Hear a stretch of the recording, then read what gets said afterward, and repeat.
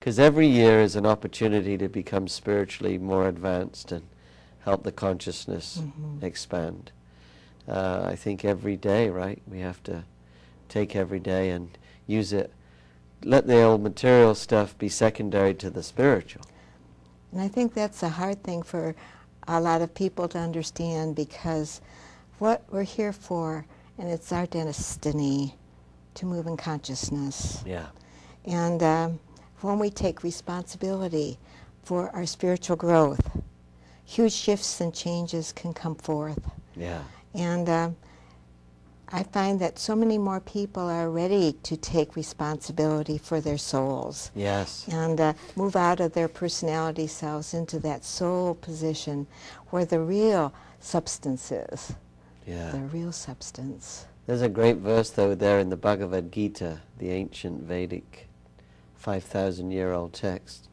Some hear of the soul as amazing, some describe the soul as amazing, but some, even after hearing about the soul, can't understand the soul at all.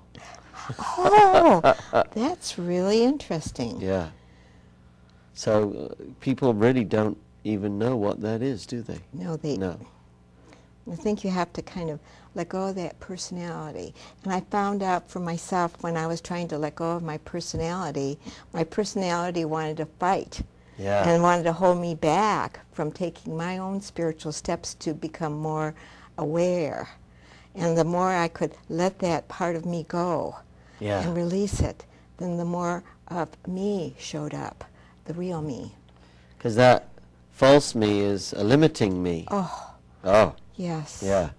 Keeps us like imprisoned. But the real me, free and, you know. In all its aspects. Yeah. I can remember when I first started on my journey, I thought it would be an automatic thing. That, okay, if you want to be spiritual, that a guru would come and tap me on the forehead and I would become this enlightened being. And I found out through my desires of wanting to become enlightenment, I had a lot of work to do on myself. Yes. And I learned to do journaling.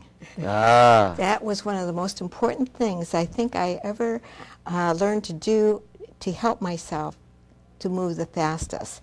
Because I could write down things on a piece of paper, and all of a sudden I was writing down things that were pertinent to my beingness. Yes. That I wasn't even aware of.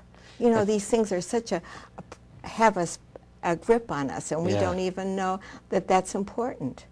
I think when you write stuff down like that, it's great for realizations, and also it's making something, all the thought forms, which tend to be etheric, you know, it makes them more concrete, doesn't it? Yes. When it's written down. There's power in the written word. You know, the problem is that you can't deny it. Yeah. When you look at it and say, oh my gosh, this is me. Yes, it is. Yeah. Yes, it is. Yeah.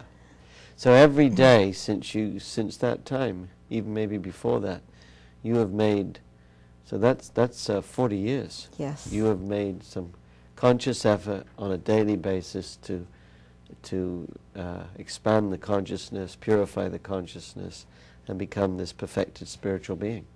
And I think I'm still working on it. Yeah. You know, that's the most wonderful part about it. You move from the third dimension, which is the cause and effect area, into the fourth dimension, which is your Christed or your greater consciousness. I look at it this way. The caterpillar, you know, is moving on the ground, and it's only two-dimensional. And then it becomes the butterfly, and it can see in all directions. And that's kind of our spiritual self, is a butterfly that can see beyond. Yeah. And when we're the caterpillar, all we can see is what's right ahead of us, and we're just going this way. But the butterfly, it sees all that we are, and then helps us to become all that we are. We take flight. There.